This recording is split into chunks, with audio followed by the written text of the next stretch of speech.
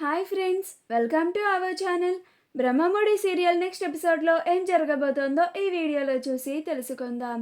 అప్పుని కోడలుగా అంగీకరించను అని అన్న ధాన్యలక్ష్మి అసలేం జరిగింది అని తెలుసుకోవడానికి ఈ వీడియోని స్కిప్ చేయకుండా ఎండ్ వరకు చూసేయండి. రాజ్ కావ్యని పక్కకి తీసుకొని వచ్చి, ఏంటి నువ్వు అసలు నన్ను వాళ్ళందరి ముందు నిట్ట నిలువున ముంచేశావేంటి అని అంటాడు. అప్పుడు కావ్య, మరేమన్నారండి నిన్న? నేను మీ ఆస్తులన్నీ రాయించుకోవడానికి వచ్చానా? మీ ఆస్తుల కోసమే ఆశపడుతున్నానా అని ఎన్ని మాటలు అన్నారండి? మీ చిన్నమ్మను మీ అత్తయ్య గారంటే బుర్ర లేక నన్ను ఎప్పుడు మాటలు అంటూ ఉంటారు. మీకేమైందండి? చిన్న మెదడేమన్నా చితికిపోయిందా అని అంటుంది. అప్పుడు రాజ్, చిన్న మెదడు చితికిపోయిందా అంటావేంటి అని అంటాడు.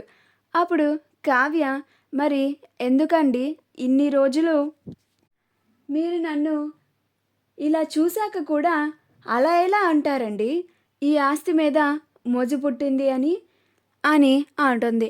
అప్పుడు రాజ్, అమ్మ తల్లి, నేనేదో కోపంలో అన్నాను అని అంటాడు. అప్పుడు కావ్య, కోపంలో అయినా కానీ అలా ఎలా అంటారండి? నేను ఇవాటి నుంచి అందరికీ నేను చేసి పెట్టిన వంటలకి అన్నిటికీ ఛార్జెస్ వేసి తీరుతాను. ఆఖరికి తాతయ్య గారి దగ్గర కూడా ఇదే వెళ్ళి చెప్తాను కూడా అని వెళ్ళబోతుంది. అప్పుడు రాజ్, ఏయ్ ఆగు అని కావ్య చేయి పట్టుకొని ఆపుతాడు.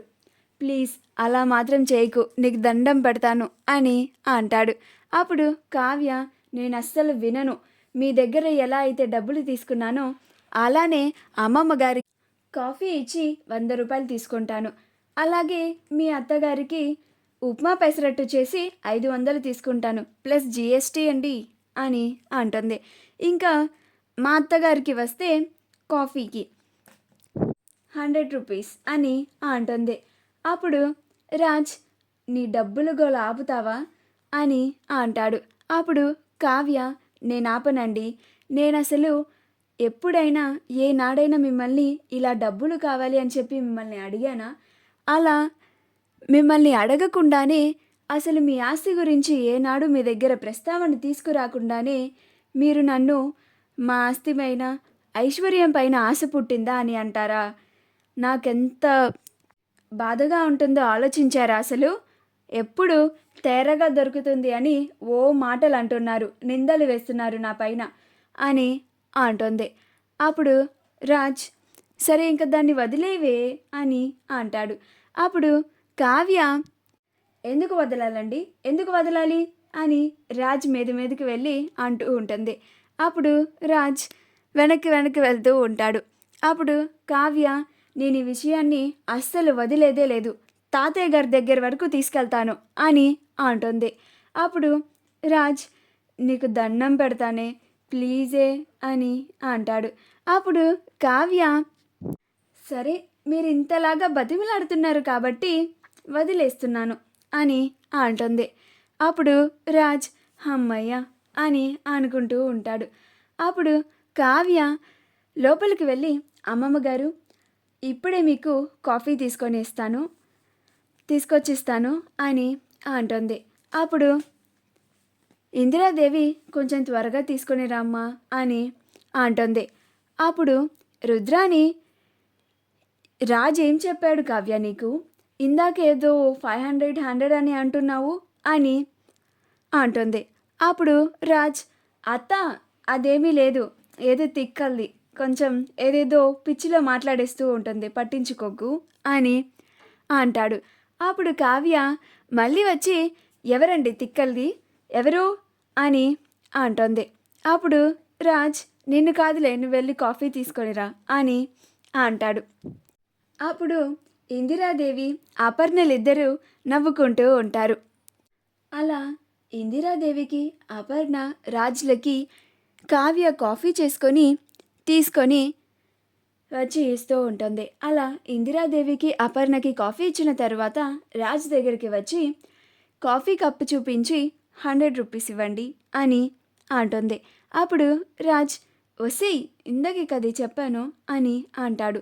అప్పుడు కావ్య, ఊరికి అన్నానులేండి, తీసుకోండి అని కాఫీ ఇచ్చి వెళ్తుంది.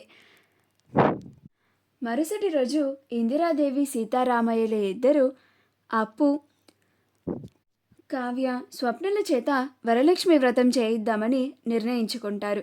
అప్పుడు ధాన్యలక్ష్మి అప్పు కళ్యాణ్లు ఇద్దరు ఇంటికి రావడానికి పిలిస్తే రానన్నారు కదా అత్తయ్య గారు, మరి ఎలా పూజ జరిపిస్తారు అని అంటుంది. అప్పుడు సీతారామయ్య ఇందిరాదేవులిద్దరూ మేమే వెళ్ళి వాళ్ళిద్దరిని ఒప్పించి మన ఇంటికి తీసుకొని వస్తాము. అలా అప్పు కావ్య స్వప్నల చేత వరలక్ష్మి వ్రతాన్ని చేయిస్తాను అని అంటుంది. అప్పుడు అపర్ణ ధాన్యలక్ష్మి వీళ్ళంతా సంతోషపడతారు. ధాన్యలక్ష్మి తన కొడుకు ఇంటికి వస్తే అంతే చాలు అని అనుకుంటూ ఉంటుంది. అలా ధాన్యలక్ష్మిని రుద్రాని పక్కకి తీసుకొని వెళ్ళి, ఏంటి ధాన్యలక్ష్మి, నీ కొడుకు కొడలు ఇంటికి వచ్చేస్తున్నారని చాలా సంతోషంగా ఉన్నట్టున్నావు అని అంటుంది. అప్పుడు ధాన్యలక్ష్మి, అవును రుద్రాణి, నా కొడుకుని చూసి చాలా రోజులైంది. వాడు మన ఇంట్లో లేడు అని చాలా బాధపడుతున్నాను. రేపు అత్తయ్య గారు మావయ్య గారు నా కొడుకుని తీసుకొని ఇంటికి వస్తాను అన్నారు కదా, వాళ్ళ మాట విని నిజంగా కళ్యాణి ఇంటికి వస్తే నాకు అదే చాలు అని అంటూ ఉంటుంది. అప్పుడు రుద్రాని, ఏంటి ధాన్యలక్ష్మి, నీ మాటలు చూస్తుంటే అప్పుని కోడలుగా ఒప్పుకున్నట్లుగా ఉన్నారు అని అంటుంది. అప్పుడు ధాన్యలక్ష్మి, ఏం మాట్లాడుతున్నావు రుద్రాని, నేను ఆ అప్పుని కోడలుగా అంగీకరించడం ఏమిటి? నేను నా కొడుకు ఇంటికి వస్తున్నాడని సంతోషంగా ఉన్నాను అంతేకాని ఆ అప్పుని అస్సలు కోడలుగా అంగీకరించను అని అంటుంది. అప్పుడు రుద్రాని, మరి మా అమ్మ నాన్నలు ఇద్దరు వాళ్ళిద్దరిని ఇంటికి తీసుకొస్తాను అని అంటున్నారు కదా, మరి వాళ్ళు ఇక్కడే ఉంటారు కదా అని అంటుంది. అప్పుడు ధాన్యలక్ష్మి, నేను ఇక్కడ ఆ అప్పుని ఉండనిస్తానని అనుకుంటున్నావా రుద్రాని? రేపే ఆ అప్పు నాకు కోడలిగా సరితూగదని, ఈ ఇంట్లో ఉండడానికి అర్హత లేదు అని అందరి ముందు రుజువు చేస్తాను. ఆ అప్పుని ఇంట్లో వాళ్ళందరూ ద్వేషించి చీకొట్టేలాగా చేస్తాను. నేనే ఆ అప్పుని ఈ ఇంట్లో నుంచి బయటకి గెంటేస్తాను అని అంటుంది. అప్పుడు రుద్రాని, అప్పు కళ్యాణ్ ఇద్దరిని బయటే ఉండేలాగా చేయాలి, లేకపోతే మా నాన్న చెప్పినట్లుగా కళ్యాణి ఇంటికి వస్తే మళ్ళీ కంపెనీ బాధ్యతలను రాజ్కి అప్పచెప్తారు, అలా అస్సలు జరగకూడదు అని అనుకుంటూ ఉంటుంది. మా వీడియో కనుక మీకు నచ్చినట్లయితే లైక్ చేయండి, షేర్ చేయండి, మా ఛానల్ని సబ్స్క్రైబ్ చేసుకోండి.